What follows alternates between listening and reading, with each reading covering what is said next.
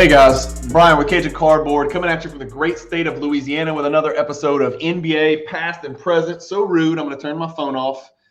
With our usual recurring weekly guest, Coach Jonathan Pixley. Coach, what's up? What's happening? What's happened since last week? I've had a more eventful week than you. Do you want to bet on that? No, I would not put anything down on FanDuel on that. You have definitely had a more eventful Do you want to trade with me right now? Nope. And for those of you who haven't seen a video yet, I've got my arm in a sling and a little soft cast. I did have elbow surgery on Friday, but we're good to go. It hasn't affected my mouth or my brain. And so here we are. We click record and we start chatting. Today's episode is going to be cool. We're going to talk a little bit about our FanDuel experience over the last 7 days since our last episode last week. And then we're going to talk real quickly, rapid fire. I'm going to throw some names at you regarding this year's 2023 MVP race. Who's a pretender, who's a contender, who's completely off the radar but has a chance, and who just has no chance anymore. So I'll let you answer that rapid fire. And then we're going to talk about earliest basketball childhood memories with absolutely no framework, no guidelines. Who the hell knows what's going to happen? I know we're going to probably easily fill up an hour, but we're going to give the listeners and the viewers a chance to kind of understand our upbringing in the game of basketball and some of our earliest memories of watching / playing / talking about basketball, and then kind of go from there. It's going to sound like two guys talking who have just come off of a surgery and are still under some form of anesthesia. But the thing is, only one of us is. So yeah, only one of us is. And I'm not too. I know my eyes. I look like Brandon Ingram probably, but I'm not that bad right now. I promise. I've got my wits about me because I can never hit record and have somebody take it. You could take advantage of me, right, and make me look bad. So I got to make sure I have my wits about me. Let's start with FanDuel. Tell me what your experience has been in the last 7 days, because I've been on a little journey here, my friend. Yeah, we have. Both of us have in different ways. I had a kind of an epiphany last week, which I feel like I have every other week, basically. But it's I said, okay, because I had a certain amount of money in my account that I said, if I get down where I lose this, I'm out. I'm done. Yeah. So, okay. And so I had full transparency. I had $102 left in the account. Okay. And I said, okay, there's got to be a way to maximize this. I'm going to give this a shot. So I did what I've been doing, which is fill up my bet slip. I didn't get all the way to 25. I think I probably got to 20 or 21. But I literally took the most ridiculously easy things for these players to accomplish. Yeah. 2 assists from Trae Young, 15 points from Kevin Durant, things like that. So I added it all up, and I ended up winning but I bet $100. So I was down to $2. So I said, okay, I'm throwing 100 at this to see what happens. Okay. And I won on one bet slip? One bet slip. And I won $540 on the one bet slip. Now, the next day, I'm back in, right? The next day I said, going back at it. Let's do it again. Same thing, right? Super easy things. Trae Young, 15 points. Jalen Green, 10 points. Anyhow, whatever. Well, Trae Young scored, I don't know. Jalen Green scored 9 points. Yes. Oh, and I'm sorry. It wasn't Trae Young. It was LaMelo Ball. I said 15 points, and he had 13. Okay. Durant didn't get 20 because he got hurt, right? Yeah. So I got caught by that too on my FanDuel, yeah. And see, what I did was I forgot the night before when I won that money and this is absolute God's witness truth, okay? I had 4 rebounds for Markkanen, 4 rebounds for Jason Tatum, and 4 rebounds for one other guy. All 3 of those guys got their 4th rebound in the last minute of the game. That's awesome. I mean, so that's awesome. And I was watching all 4 of them. But still, you're flipping on League Pass. I'll tell you what, it makes for some people like sports gambling makes the games more enjoyable. I disagree. No, I don't enjoy it at all. In fact, I find myself cursing at these players who I have no reason to be cursing at. They're trying their best. and I'm literally losing my junk. And Cameron's like, "You must have bet on this one," and I'm like, "Yeah, I did bet on that one." He's like, "Why are you yelling at Karis LeVert?" And I'm like, "Because he's taking shots away from my people." That's right. Or he missed a shot that should have been an assist for my guy. That's right. It should have been an assist. So what I've gotten into, so I'm kind of hovering right now. But what I've found, Jonathan, a great way to make your money last, and I got lucky because I hit on Jason Tatum's, I think, second ever triple-double. I would have thought he'd have had more. And I showed you the bet slip. I can't remember what my odds were, but it was pretty good. Yeah. It was like, wasn't it like $3 to win like 81 or something stupid or something crazy like that? It was like 2,300 or something. Like it was something crazy. Yeah. And it worked out great. So I won my Jason Tatum triple-double, but a fun way to have the potential for good earnings, but also slow the process of losing, which is inevitable, is to bet on people to get triple-doubles. Other than Luka and Jokic, yeah, everybody else pays crazy numbers for triple doubles. And so Harden just got one. Yep. Tatum got one. I think Durant's had one. LeBron has had a couple. If you bet on these guys to get triple doubles and bet $1, sometimes you're winning 35, 40, 60, $70. Yep. So that's what I've kind of been doing. You got close on one with Anthony Edwards, I think if I recall. So I've been kind of playing it slow. And then every once in a while, I like to do same game parlays. I know you go with the real easy, but like 15, 20, 25 leg parlays amongst multiple games. I like to go in there, go to same game parlay. Sometimes I bet on the team to win, which, basically there you go. It's kind of, that's a big one. It bumps your results, but it also, you'd hate to hit on all the other legs of the parlay and then your team loses by one. That would suck, but I guess it is what it is. So I've just kind of been doing that. $1, $3, sometimes $5. I did put a chunk of money towards certain players winning MVP. So I think I've got 50 on Jokic to win it. And then, unfortunately, I think I put $10 on Durant, and Durant was like 1,000 to 1. It was like $10 to win 100 or something crazy. Yeah. And now it sounds like there's no chance. So we're filming this, just so we're clear, on January 9th. Last night, well, actually this morning, they announced that Durant's going to be out for probably 4 weeks, and then he's going to get reevaluated in 2 weeks. It is what did we say, Jonathan? An MCL sprain. Yep. He got fallen into from a guy that was getting knocked over from a rebound. And we see that all the time. Tall guys especially, they're straight-legged, standing under the goal when they should be boxing out. But he was standing there watching. Guy slid right into his knee, kind of hit it from a sideways direction. So he's got an MCL sprain. So it doesn't eliminate Durant from the MVP conversation, but it sure as hell is not going to help if he misses, 14 more games? It's going to be a problem. The other issue is that he won't come back until after the All-Star break, right? And so, for some reason, I've always felt like that matters in the MVP voting. Like Steph's fixing to come back. I think it matters that Steph's fixing to come back prior to the All-Star break, right? So if he stays healthy the whole second half and Golden State makes a run, he could be back in the MVP conversation potentially. He could. I mean, he could. Who do you think has a better chance? If you had to bet right now, Steph or Durant, who do you think has, and not saying either one of them's a favorite, who do you think has a better chance right now? If you had to put $100 on somebody. Steph, and here's why.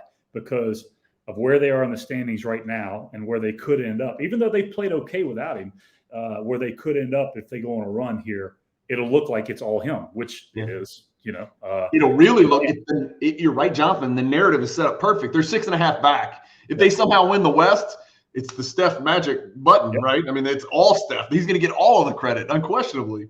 And Durant, I have to imagine Brooklyn, there's no way they play 500 ball without him. I can't imagine how they do it. But it's going to hinge on a couple of people, and one of them you do not want it to hinge on. You know who I'm going to say. TJ Warren has to show up. TJ Warren has to basically be poor man's Durant, and then you know who the other person is that has to step up, and he's not. I won't believe it. We won't believe it, and he's not going to do it. Are you going to bet him to get a triple-double next game?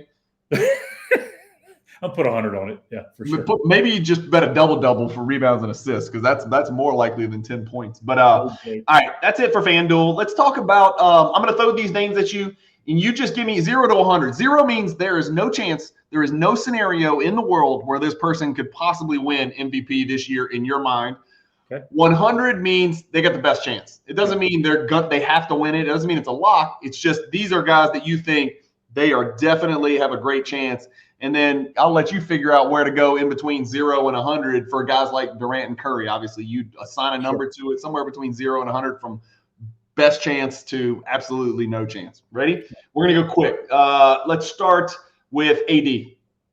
AD 0. Zion. 10. Yeah, I'm with you. KD. 30. We're thinking similarly right now. What about Giannis? 90.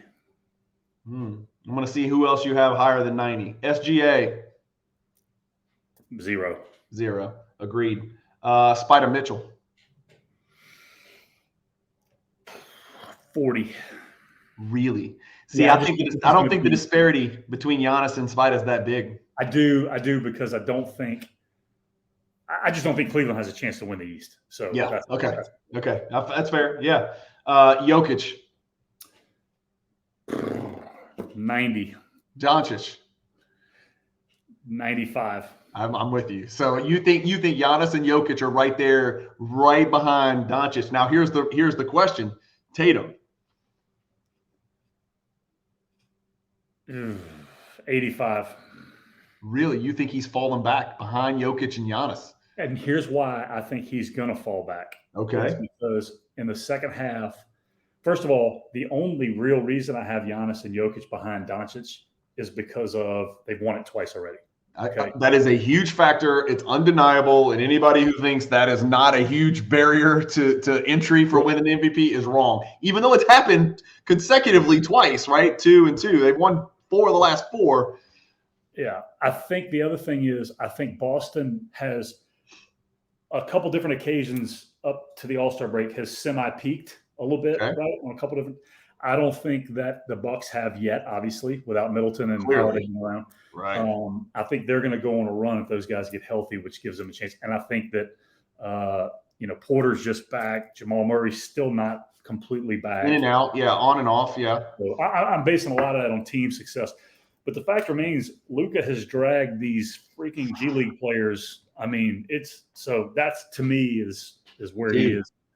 And you realize when he plays poorly, they're 4 out against who did he play poorly? Milwaukee? Was it Milwaukee? I can't remember. On TV, anyhow, they lost and he had 23 points or whatever, and they looked horrible when he was bad. And so it was like even more evidence of how valuable. And then last night they played without him, and I was texting my buddies. And I don't know if I texted you or not. I was like, watching the Mavericks play without Doncic is hilarious. They have absolutely no idea what to do because Doncic pick and roll is such a massive part, or Doncic ISO is such a massive part of their offense.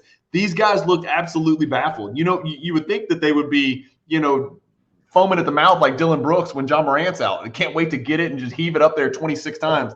They didn't know whose shots were whose. They didn't know who had the authority to shoot. Christian Wood, of course, thought that he should take every shot, and so he got him up. But they lost, I think, to the Thunder last night, if I'm not mistaken. And, of course, SGA and Giddey did their thing. Okay, so hold on. We got a couple more. So so I see where you're at. You're at Doncic 1, Jokic and Giannis 2, because you really like their teams. And then you're Tatum in 4th, just behind. What about this? Let me ask you this. You're leaving a key guy out. I know. I'm still going. I haven't gone down my list yet. Steph, did we say him? No, you didn't. So you said Durant was 30. I said Durant is 30. I'm going to put Steph at 50. What has to happen? They got to win the West. What if they finish second in the West, 4 games back of the Nuggets? Oh, man. I don't think he wins it.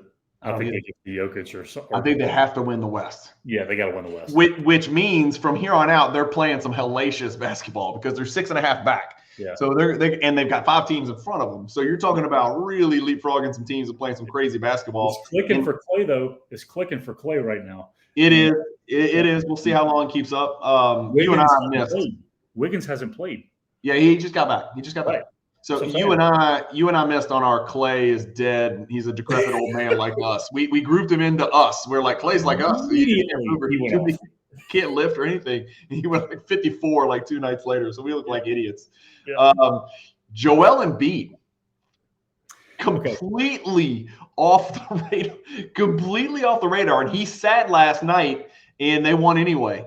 They are 3.5 games out of first. They are 1 game back of the Bucks and 3.5 back of the Celtics. Hasn't he sat the last 2 games? I can't remember. I know he sat last night because I turned it on, and when I saw he wasn't playing, I immediately turned it off. Okay. I don't think he's hurt. I don't know what it is. If he's not injured for an extended period, I'm putting him in an 88. Right behind Tatum. Top 5. No, in front of Tatum. Oh, Tatum was 85. Yeah, you're right. Booker. 0. Morant. This is a tricky one. I'm gonna give Ja 70. Higher than Steph Curry. Yeah. Lower than Tatum. Yep. So he'd be 6th on my list. Somewhere around there. Yeah, that's tough. What about Zion and Morant? Where'd you say Zion was what? I'd say Zion's a 10 just because he's hurt. That's it. Yeah. Interesting. Is there any scenario? What if the Bucks win the East by 5 games and the Nuggets win the West by 5 games, both of which are certainly feasible? What then? Assuming statistical parity continues like it is right now between Jokic and Giannis. Then it goes to Giannis because of defense. It's going to be crazy, isn't it? Giannis gets it because of defense at that point, I would think. And plus he hadn't won the last 2. So, yeah, that'll be interesting to see. But I think Giannis would win that. And then it'll come down, I don't know if they play each other in the second half of the season. It could be one of those deals where Milwaukee goes into Denver and Giannis. Signature game. Yeah. Huge narrative changer, right? Narrative, a flip to the script. What about – I keep – we're assigning these numbers, and I'm kind of with you on almost everything you've said. And I don't know how much team success really should factor in, especially if it's like, what if it's 1 game out of 82 that separates the Nuggets and say – or let's say the Celtics win the East by 1 game over the Bucks, who haven't had Middleton all season. The narrative is going to be best player, best team, and shouldn't be just best team. And it might be too much of an impact. Team success might have too much of an influence on it. We've seen Jokic win it, finish in 6th. We saw Russell Westbrook win it, finish in 6th. I just don't think this is a year where that's possible. I just don't think it's a year where it's possible, because if the Cleveland Cavaliers win the East by 3 games, that dude, Donovan Mitchell, is going to be in that conversation. And I know PER and statistics and all that. I know he's not Jokic and he's not Embiid and he's not Tatum and he's not Giannis. But, dude, if those Cleveland Cavaliers win the East, or if the Sixers win the East, I think those guys are going to win it. I'm telling you right now, if the Sixers win the East, Embiid's a lock. You can mark it down. You think he's a lock? I think he's a lock. Because I don't think Dallas is going to win the West. So I think that separates it. And because Embiid's finished runner-up, twice in a row, 2 years in a row. And because Jokic has won 2 in a row, it's a detriment. It's going to affect his voting. I think he is as big of a lock as we've seen if they win the East. I really do. Yeah. Anybody else we're forgetting, Jonathan? No Lillard, no Paul George, no Siakam. Those guys have dropped out, so we're done. That's it. That's the cast net, and that's too big of a cast net because I've included Zion, I've included AD, I've included SGA, and I've included Booker, who we all, I think, would probably agree they're totally washed, I think. I'm going to throw one out at you, though, okay? And it's not a different guy, but let's say Zion comes back, plays the whole second half, and the Pels finish 1st or 2nd in the West. He still can't win it, but he's in the 5 at that point. He's in the 5. Yeah, he jumps into the 5. He jumps into the 5. But I think in the MVP awards show or whatever, don't they narrow it to like the 3? It's 3. Yeah. It's 3. Yeah. I don't know, man. I mean, he's and again, I'm not going to sit here and like nitpick with Zion's stats because he's shooting like 60% or whatever, and he's a monster at the rim and all that, but like he is behind significantly statistically from some of these other guys. Like it's significant. Like if we go look at PER, he's 9th, but it's really not close between him and Jokic and Doncic and Embiid and Antetokounmpo. It's just not really close. He doesn't rebound. That's the problem. It's confusing as hell, too. It's confusing. He doesn't rebound. You're right. It's unbelievable. He didn't try to rebound either, though. That's the problem. Is it because he's guarding perimeter players on defense? He doesn't try to rebound. He just doesn't try to rebound. Just go watch him play. I mean, he doesn't. It's not a thing, Yeah. He's leaking out for a dunk, and then offensively, he doesn't. Well, shit, he never misses a shot around the goal, so he's never going to get his own. That's what I was going to say. You figured to have a lot of offensive rebounds. He freaking makes everything is the problem. Right. All right, that's enough about MVP stuff. Let's do what we can to do, and we have no script. We don't even know really what the hell we're going to talk about. How about this? How about we start this way? Tell me your very first memory of basketball in your life as a human being. I don't know if you were 3 or 7. The first memory you have of the sport of basketball, whether it was watching a game, your dad or mom taking you to a game, or you shooting hoops in the driveway or down the street, or your cousin, or what? Tell anything, just whatever comes to mind. First thought. So my first memory of basketball itself, and I think according to my mom, I was 3 when I did this. Okay. But I do very, very vividly remember going into a closet in our house. And I even remember what the house looked like inside, right? And digging in and finding an old indoor-outdoor ball that, I then took outside. I do not remember what followed, which was apparently days of me heaving it up at a goal that we had in our driveway. Okay. Yeah. Obviously, I can't imagine the goal was 10 feet tall at that point, because apparently days into it, I made one. And when I made one, I ran in the house screaming and going crazy to my mom. But I do very clearly remember getting the ball out of the closet. I'll never forget that, ever. It's crazy. Well, and you grew up in Baton Rouge, Louisiana. I did. So you could probably go out and shoot a ball 330 days of the year. I grew up in Louisville, Kentucky. And I know people think Louisville and Kentucky is in the South, but the Mason-Dixon line ran through Kentucky. But I lived in Louisville, and in Louisville, it snowed every year. And so my earliest memory, and I think I was probably 4 or 5, was we didn't buy a goal. My dad went and got an abandoned telephone pole, literally telephone pole you see on the side of a road. Planted that into the edge of our driveway, and then cemented it, put it in, and then created a backboard with plywood, and then affixed the rim into the backboard. And he had an oversized backboard, okay, because he wanted me to learn how to shoot a bank shot, and he was all about teaching me the bank shot. Which later in our high school years, I had a famous a bank hook shot. According to our opponents, they say it was a bank fluke hook shot that won a game, but it was really not a hook shot. It was a beautiful bank shot. It was just Tim Duncan, basically. Yeah. And so my dad put this huge ass plywood. He even put the little square back there. And I remember he and I was an only child. And so he and I would go out there. We would shovel the snow with gloves on, move it. He had his big goal, and then I had my little goal. Same thing. It was just telephone pole, plywood, and then a rim. Of course, they didn't have breakaways. We would shovel the snow off the court, and it would take however long it would take, but I would shovel it with him. It's one of the only times I ever did manual labor in my life. And then roll the ball out, and then we'd shoot. He'd shoot on his goal, and I'd shoot on my goal over here, and we would just shoot in Louisville, Kentucky. And I don't know why I don't remember any of the summertime shooting, because there was a hell of a lot of that. But I remember the wintertime shooting, because we'd shoot for a little bit, and then we'd go in because it was freezing as hell. And your hands would get wet. The ball would hit the ice. Ice turns to slush. Your hands get frozen, whatever. As a kid, I don't know how much I had in me. But that was my very earliest memory of basketball. The second thing that comes to mind, chronologically, that was probably, I was born in 1974, just like you. You were a couple weeks older than me, right? You were May 10th. February. I'm February. You're February? Okay. Yeah. Did your birthday change? I thought you were in May. Yeah, you're February. It changed. Wow, you're a lot older than me. Okay. Well, no wonder your body's breaking down and mine's in perfect condition.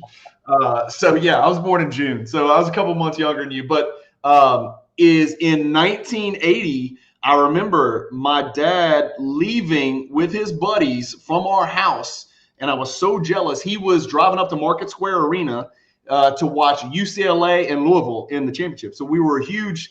We're big Kentucky fans, but at the time, I know this is going to sound sacrilege. At the time, we were big U of L fans. Yeah. And that was Darrell Griffith, Dr. Duncan Stein, and Rodney McRae, and Jerry Eves, and Derek Smith. No, Rodney McRae wasn't on that team. Yeah. No, he wasn't. Rodney McRae played in the mid-'80s, dude. Rodney McRae's on that team. Not on Darrell Griffith's team. Rodney McRae is on that team. Rodney McRae's on that team. He was early 80s, though. Listen to me. Rodney McRae is on the 1980 national championship team. Trust me. 1980. I thought you said earlier than that. My bad. No, 1980. I was 6 years old. Yeah. So my dad and his buddies jumping in the car, going to the game. Of course, my mom and I watched the game on TV, and they were playing a pretty bad UCLA team, honestly. Well, I guess bad in comparison to, Kareem and then Bill Walton and all those studs or whatever. But Kiki Vandeweghe was their guy, believe it or not. So, and then of course U of L won it, and so it was a really big deal for us. It really meant a lot. Denny Crum won his national title. And then I remember staying up late. My mom let me stay up late when my dad and his buddies got back. And then we kind of talked about it. It must have been in the middle of the night. She probably woke me up or whatever. But I remember that. And that was kind of, where I got the love for basketball. And I would go, down into our basement. In Louisville, Kentucky, we have basements. Here, you don't have basements. We can't because we're below sea level. Right. So if you build a basement, it pops out of the ground. A lot of people don't know that about Louisiana, but no basements down here. So everything's a one-story or it's two-story, but no basement. And so when I was down there, I was either Daryl Griffith or I was Cal Macy. So I was one of those very few kids in Louisville, Kentucky, who I rooted for both teams. And nothing I love more than those two teams playing against each other, whereas everybody else was like they love one and hate the other. And that was the end of it. It was always I was like LSU and Alabama football or Duke and Carolina basketball. But I was a kid who just grew up wanting to be either. I could either be the little white shooter that never missed, Cal Macy, who was not nearly as good as I thought he was as a kid. I did not realize his stats were not as good as I thought they were. Or I wanted to be the guy that could just jump out of the gym and put his ass on the rim and be Daryl Griffith on the other team. So I wanted to be a combination of those two guys. What a cool name, by the way, Dr. Duncanstein. Pretty good nickname. That's a pretty cool name. Yeah. Yeah, pretty good NBA dunk contest too. I think he did Statue of Liberty 360. Yeah. He was a bouncy dude. I mean, he was not a tall guy by any stretch. About 6'3", huh? 6'2", 6'4". Yeah. But he was a good NBA player too, man. He was. He had a pretty good career. He really did. Cal Macy did not, as far as I know. No. Cal Macy was Steve Alford before Steve Alford, but not nearly as good a shooter, honestly. It was crazy. Here's where I got shocked because I as a kid growing up in Louisville, Kentucky, I thought Cal Macy was one of the best players in America. Yeah. And I think he averaged like 13 or 12. No three-point line, man. I get that, but other people weren't averaging 13 or 12. Daryl Griffith wasn't averaging 13 or 12, Magic and Bird weren't averaging 13 and 12, but I thought Cal Macy was like buckets. I thought he was a bucket. Like I thought he was the best of the best. That was my hero that I looked up to until, obviously about a decade later, not quite a decade later, the combination of Daryl Griffith and Cal Macy came around from Owensboro, Kentucky, and that was Rex. Yeah, and that's when Rex Chapman. I found my guy. He was my favorite too. In fact, that's a memory that I have, and I feel like I may have talked about this before, but I was probably that would have been 88. I guess they came to LSU when Rex played at Kentucky. Man, right? I'm guessing that would have been like right around our 8th grade year or freshman year. Yeah, so let's say 87, 88, somewhere around there. Okay. Yeah. And I remember I was going to the friends of mine, their family, huge Kentucky fans, and they wrote to Eddie Sutton. And is that Chuck and them? Yeah, Chuck and Wes, yeah. And they wrote to Eddie Sutton asking if they could come to the shoot-around the day before the game, right? Yeah. Well, Kentucky is late. Their flight got delayed. So we're in the Assembly Center, and Johnny Jones was on the staff at LSU. So he let us in, and we're just hanging. Dude, we're playing because my brother Chris was there too. We're playing 2-on-2 full court in the Assembly Center for like an hour before sweating through everything, just totally sweating through. Yeah, before Kentucky gets there. Well, when Kentucky gets there, they start going through their warm-ups. I'm rebounding for Rex Chapman, just me. How have you never told me this ever? I swear we've talked about this before. I think I've talked about it on the podcast before. You've never told me this in my entire life. Oh, look, and I wouldn't let anybody else get a ball. I was literally just for him. I didn't care. And I'll never forget this ever for whatever the reason. Winston Bennett. Remember Winston Bennett? Unbelievable. He was incredible in college. Phenomenal basketball player. Yeah, All-American. First team All-American. No, I don't think so. I don't think he was first team. Keep talking. I'll find it. Anyhow, Winston Bennett is shooting baseline jumpers, shooting threes from the corner. And every time he would release it, he would yell, Hersey. He was imitating Hersey Hawkins. He'd go, Hersey. I'll never forget it for whatever reason. And then Rex starts shooting, and he starts yelling, Rex.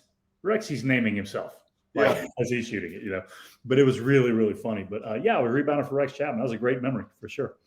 Well, Yeah, he was the total package for me. Everything about him, the way he carried himself, the fact that he was from Kentucky, and of course, as a white guy that could jump. Back then, there wasn't a lot of white. Now there's like white guys that are winning like world dunk contests and like Eastern European guys. Back then, there weren't any white guys that could jump, man. Like the fact that Tom Chambers dunked that ball, that was like an epiphany for me. I was like, oh man, white guys can jump. But Rex was super bouncy to say the least. So, dude, we were. I mean, think about it. Back when we were playing, we were considered athletic, and I mean, the dunks that we were doing back then were like, are you kidding me? I mean, yeah. So I would say this though. So you talk about Louisville, right? My first memory of college basketball was watching that great LSU team with Ethan Martin and Rudy Macklin and Dwayne Scales and I see those guys, Howard Carter and Jordy Holtberg, who we both know. You know, all these guys. Didn't the U of L team that won the national championship knock them out? No, the next year in '81 is when LSU went and lost to Indiana. Isaiah Thomas beat them in the semis. I don't think LSU, maybe LSU lost to Louisville in the Elite Eight, but I don't think they made the Final Four. I think that's what it was. That's what I'm saying. I think they knocked it. I don't know when they did, but I'm pretty sure U of L knocked LSU out that year. And then they did it again in '86, if you remember. I do. Purvis Ellison and never nervous Purvis. That LSU team then with John Williams, which I remember, right? You take that LSU team that had Nikita Wilson, who had to sit out that year because of grades, and Jerry Reynolds had left for the draft. Yep. You put all those dudes together, now all of a sudden, I think that they might win the whole thing. They might have got one. Yeah. You know, that was a really good team. That's Hot Plate Williams, right? Yeah, Hot Plate Williams. Okay. Derek Taylor was the point guard. Don Redden, Ricky, remember Ricky Blanton, but he played center. That's a good team. Right? That's a good team that fits really well together with Redden and Blanton. Anthony Wilson. I'm just trying to remember. I mean, but I don't remember all those other guys being on that team with Hot Plate. That's a really good team. Now John Williams was the guy, right? But all those other guys could really play. Derek Taylor was awesome. Mm-hmm. So when I moved down to Baton Rouge, Louisiana in 1982, all I knew about the state of Louisiana was that they have swamps and high C. I knew Howard Carter played for LSU. That's it, Jonathan. That is the only thing that I knew. Yep. And that's how big basketball was a part of my life, was that I didn't know anything about geography. I didn't know where Louisiana was. I just knew that Howard Carter played for LSU. Yeah. So that was the one thing I knew before I came down here. And then it obviously didn't take long for me to realize that it's a basketball hotbed. LSU had some really good teams that we were lucky enough to see Shaq and Stanley and Chris Jackson. Go down the list. One of the great college players ever. The two most fun college games I've ever seen in my life in person were that year when Shaquille and Stanley Roberts and Chris Jackson, now Mahmoud Abdul-Rauf, Mo Williamson, Vernell Singleton, blah, blah, blah. They played Loyola Marymount, which we saw, right? And then UNLV. And UNLV won the title that year, beat Duke by 30 in the finals. We were there. Beat them that year, right? Yeah. So that was unquestionably the most talented team to not do anything. Because if you remember correctly, they didn't even win the SEC that year. They didn't win the SEC. I knew they got knocked out by, I think, Georgia Tech. Georgia won the SEC with Laterro Green. And then Georgia Tech did beat them in the second round with the three, whatever they were called, Brian Oliver. Lethal Weapon 3. Brian Oliver, Kenny Anderson, and Dennis Scott, right? Yep. Yeah. Man, that's awesome. That's fascinating stuff. I'm trying to think of what else. Earliest basketball memories.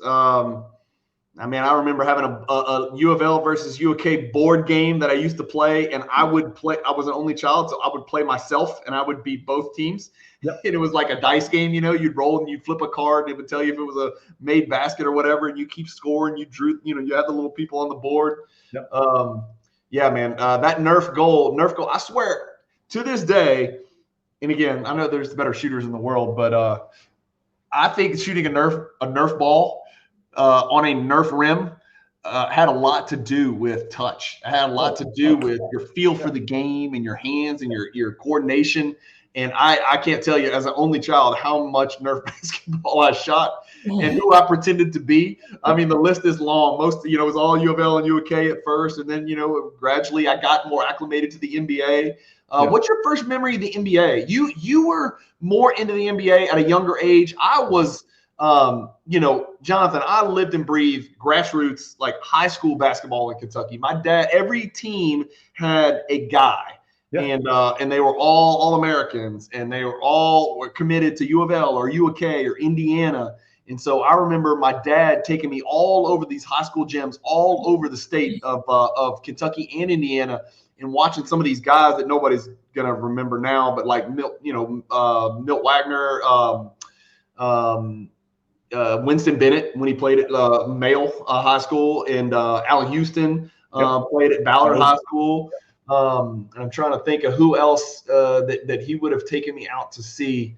But just going to those high school games and watching the crowds and basketball, I guess the easiest way to explain it is basketball there is like football is here. It's the easiest way to explain it. Everybody, all their activities revolve around the basketball game, whereas down here in Louisiana, Friday night is high school football night, and so everything revolves around high school football when you're in high school, and even if you're an alumni or whatever. But yeah, it was a different world up there. Basketball was always bigger than football. It was never a comparison. I had a great conversation, actually, pretty extensive conversation with Allen Houston. He actually came down to Baton Rouge years back. Langston Galloway was hosting something in our facility. Yeah, at Sportsplex, and so that was, Lang had been with the Knicks at one point. Allen Houston's with the Knicks in their front office, and so Allen comes down to speak at the camp and whatnot. And so I had a long talk with him. He's a really cool dude. I actually ended up doing a little business deal with him after that, where I had to send a video in because he has a facility that he's running and trying to implement some stuff up there. But I was asking him about high school and his high school days and the crowd and whatnot, because the guy I played with in college, who Joey Davenport, played in Kentucky. And he would show me a game film of like when he'd play. And I mean, these arenas would seat, 10,000 people, 8,000 people, right? Huge. Whatever. And I say arenas because that's what they freaking were in high school. And it's what it looked like. And I mean, I'd watch Joey and make fun of him and be like, dude, you're playing against 5 middle school white kids. And why is the gym packed right now? And he's like, because of you? Like, he's like, yeah, exactly. And Richie Farmer was the biggest name that he encountered. Now, Rex was actually the biggest, right? But he was like, most people are not going to know who Richie Farmer is. We could talk through Richie Farmer. Of course, he was on the great, Patino team that came back after suspension with Pelfrey. Unforgettables with Pelfrey, Feldhouse, Richie Farmer, Sean Woods. Yep. I'm forgetting some people. I'm forgetting the fifth. Wasn't Jamel Martinez? He wasn't on it. I hope not.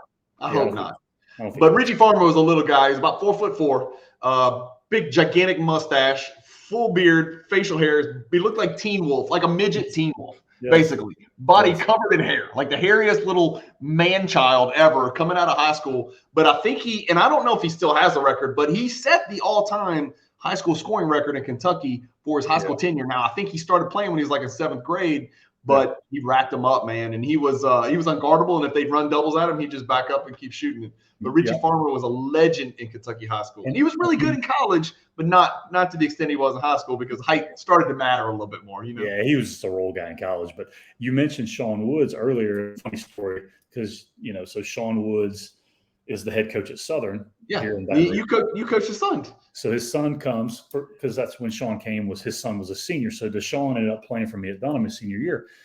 Well, first time I've ever met Sean, he walks into Dunham to introduce himself to me. First question I asked, I didn't even tell him my name. I was like, I got to know. You did not mean to bank that shit. I didn't mean to bank that shot in. And he goes, hell no. He had. He was not known for his shooting. He's a good guard. He's a good player, but he was not known for his shooting. That floater he took. I mean, people don't remember the shot before Leitner shot. They don't remember it. I know. It was ridiculous. High off the glass, straight away. Yep. Straight up, straight in. Straight up, straight in off the glass. Yeah. So NBA. Get back to the NBA, because you asked me my first. Oh yeah. Your first memory of NBA. Anything NBA related? Yeah. So this very well, better than most. Like my first hero ever was Dr. J. Was Julius Erving, right?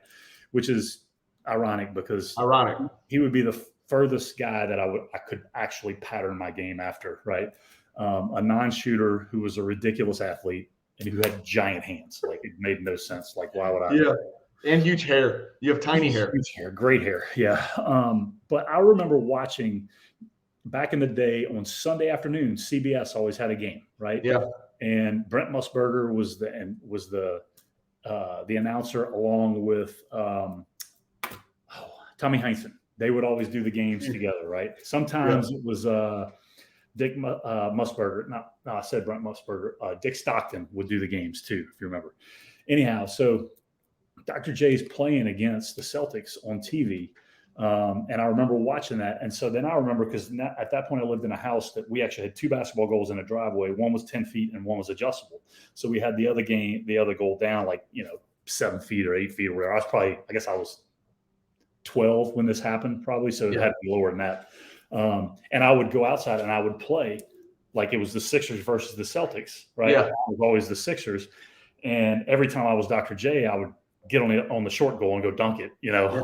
And I would always intentionally miss shots when I was Larry Bird. Couldn't stand Larry Bird. Hated him whenever I was a kid, which, again, makes no sense whatsoever. Makes no sense. Couldn't stand him. In fact, when they would beat the Sixers, because remember, Philly and Boston was a thing now. Huge. Yeah. And Philly went to the finals 3 times in the early 80s, winning 1 in 83, which is still my all-time favorite team. Yeah. Right? In the NBA, the 83 Sixers, the best 1 championship team in history, I think. Yeah. Moses and Tony and Bobby Jones and Mo Cheeks. Yeah. Who was their 5th? Mark Ivoroni? No, Mark Ivoroni was their starting power forward. It was unfortunate. Was Ivoroni? Bobby Jones came off the bench. Yeah. Because they're trying to get him the 6-man award. So fair enough. They got it. Okay. Yeah.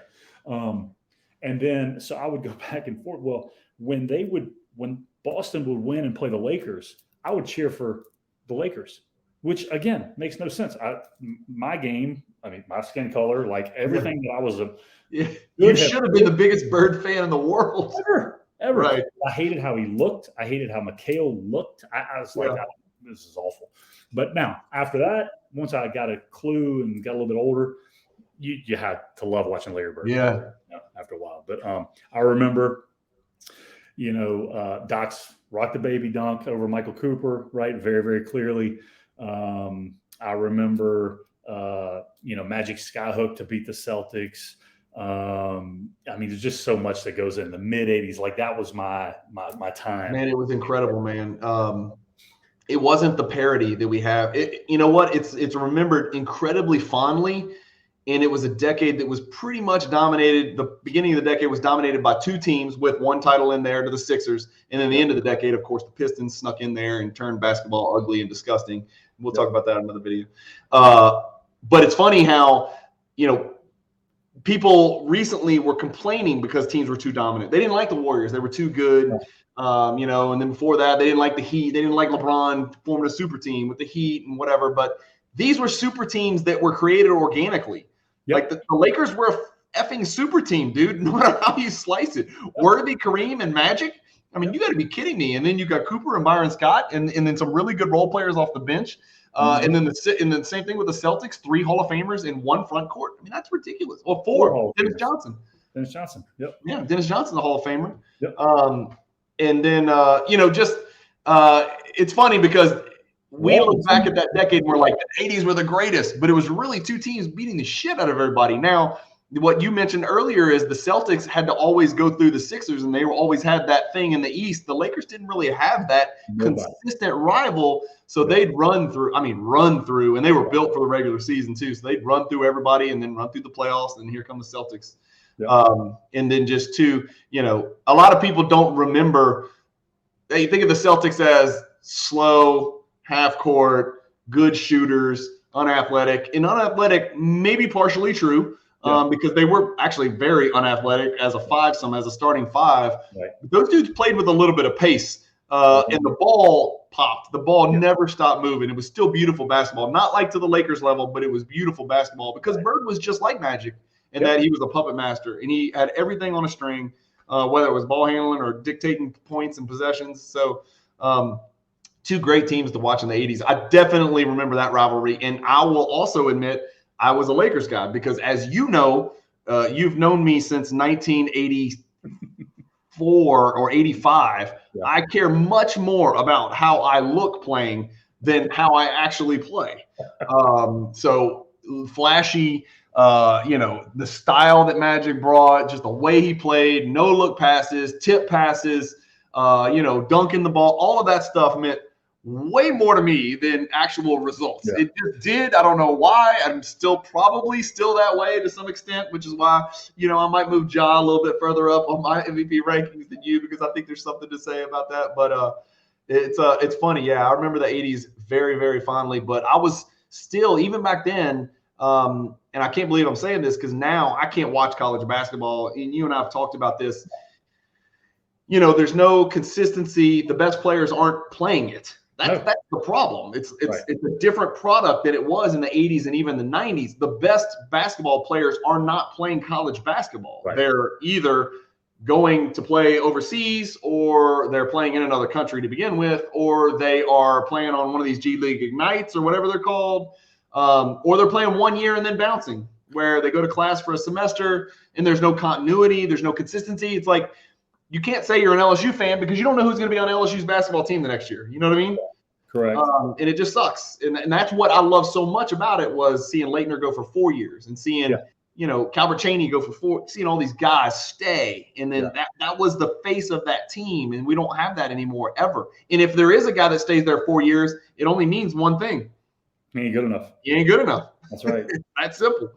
And, Shaq stayed for 3 years. Just think about that. Okay. Shaquille stayed for 3 years, and Chris Jackson left early because of his medication. I mean, he had to leave, he had to get out so he could get drafted. But no, you're 100% correct. And I think that, to me, there's one scenario, it's kind of a microcosm of why we can't watch it. There was never a time back whenever we were younger where a guy who has ended up being as good as Devin Booker has been in the pros would have not started for his college team. Think about that. Right? So he was a freshman. Now, granted, I know, Calipari's loading up talent, but that dude, at some point in time, he'd have been maybe a sophomore, junior, whatever, and he'd have started, right, those 2 years. That dude comes out after his freshman year. He didn't even start, and now he's an all-NBA guy, First team all-NBA last year. Huh? First team all-NBA last year, wasn't he? Yeah, exactly. First team. Yeah, but I think that you don't know who's on the teams. It's like, and then not to mention the transfer portal, which now kills it because guys are leaving. Whenever, it just doesn't make any sense. Don't get me started on that. Yeah. But who's the greatest college basketball team, when healthy, to win one game that you've ever seen? You've seen. So throw out UCLA and all that crap. The teams that you've seen. My immediate thing would go to that UNLV team. I might need to think about that a little bit, because that Kentucky team in '96 was really good. The Kentucky '96 team with Twan and Derek Anderson and Ron Mercer and Mashburn. And Tony Delk.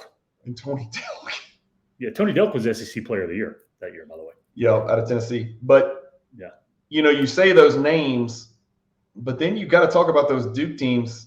I mean, you're talking about, Leitner, Grant Hill, Hurley. And then you can talk about some of the dude, even, from a talent perspective, there's been Duke teams since then. Then what about the Fab Five? And I know they didn't win it, but from a talent standpoint, they're right there. Not really. Think about it. I think so. Not really. I mean, I guess you're right when you take those three into account. But Weber's better than anybody on Kentucky. He's better than Mashburn. Yeah.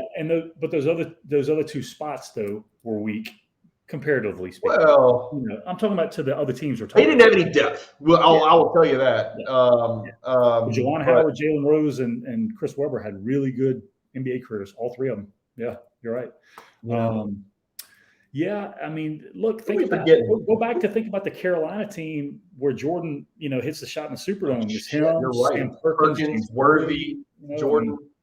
Some good teams. Probably Brad Daugherty wasn't there, was he, Jonathan? No, Brad Daugherty. He was after that. That 96 Kentucky team is probably the deepest team I've seen, from a talent standpoint. That's probably the direction I would go. But you're right, man. There's so many teams. We need more time for that one. We need more time for that one. Yeah, I threw that one out there a little. But again, that also points to our issue with I just don't know enough about the teams in the last 5, 7, 8 years to really judge them against those teams. Because I don't watch it. Yeah, I literally people watching this should understand how much we care about basketball and how much we love to watch basketball. Jonathan, this is not an exaggeration. I couldn't name 10 players in college basketball. No way. Yeah, 10 players. I couldn't name them. 100%. No way. I don't know the best. I don't know who the lottery. I mean, I know the lottery picks are Wembanyama and Scoot, but they're not playing in college. I don't know the highest draftable lottery pick from an American college is. I have no clue. They went through the 3 players the other day. I was actually watching a game, Kentucky LSU, right? I was watching something. Okay. And they went through the 3 player of the year candidates to date. I've never heard of any of them. Like Shibwe is, but he's not. He wasn't. No, he's not like a. I mean, he was the national player of the year last year and a potential to win it again this year.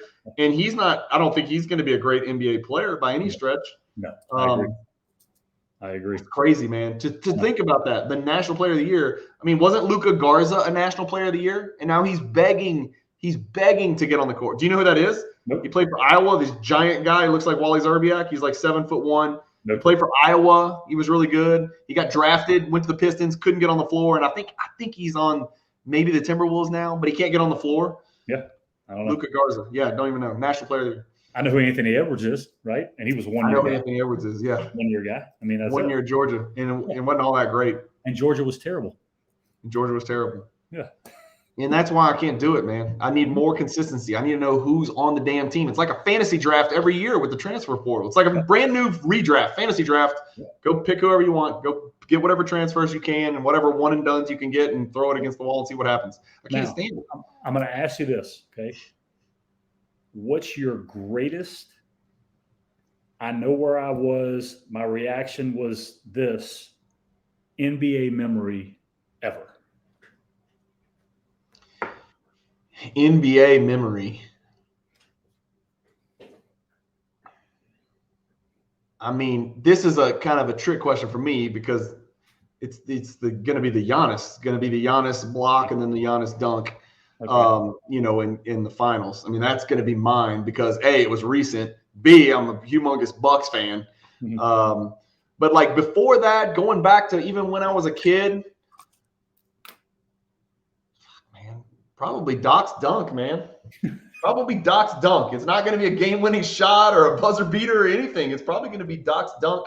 Maybe Derek Fisher's turnaround shot. Maybe Robert Ory's, the kick out, the ball that found Ory.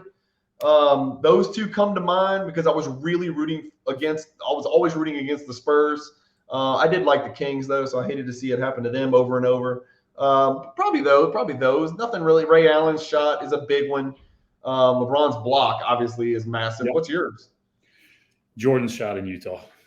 What am I saying? Of course. Yeah. I'm thinking, I don't know why I just completely blocked out Jordan. Yeah. Jordan's shot in Utah. Well, it's almost like we put Jordan's stuff like in a different thing. Yeah. Right? Of course. Even Jordan's shot in Cleveland would probably be next. You're right. I don't know what I was thinking. Yeah. I remember Jordan's shot in Cleveland, right? I mean, I know the one you're talking about, the double pump one, and I remember where I was for that too, but he made another one to end a series in Cleveland too, if you remember.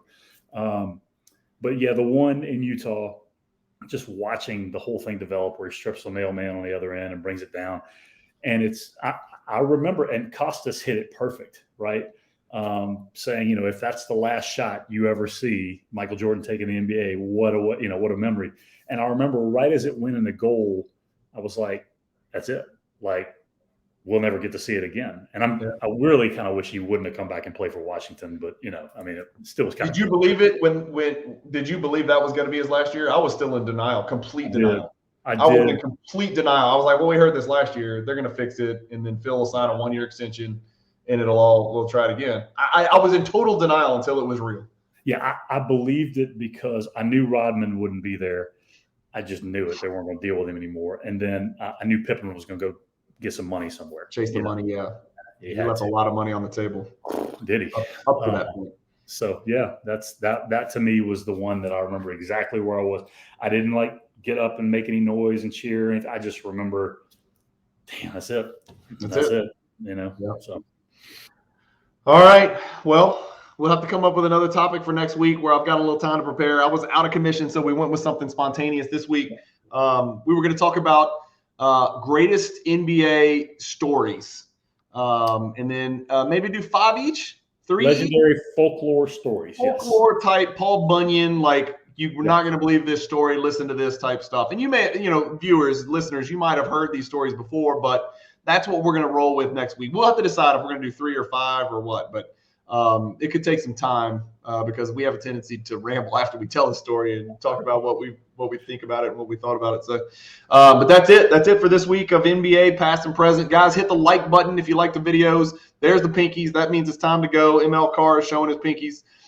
Hit the subscribe button if you haven't already. And we welcome all your comments. Let us know some of your earliest NBA memories, like earliest basketball memories. If you grew up in Harlem, or you grew up in New York and you were playing ball at Rucker and stuff like that. And we swore we were always going to go to Rucker and we were going to go to Venice Beach, and we still haven't done it. And I don't think I could go out there and blend in anymore, dude. With as many injuries as I have, I think I would stand out even with some space. I don't think I could do it anymore. But thank you guys for watching as always. Keep collecting, stay positive in the hobby, and peace.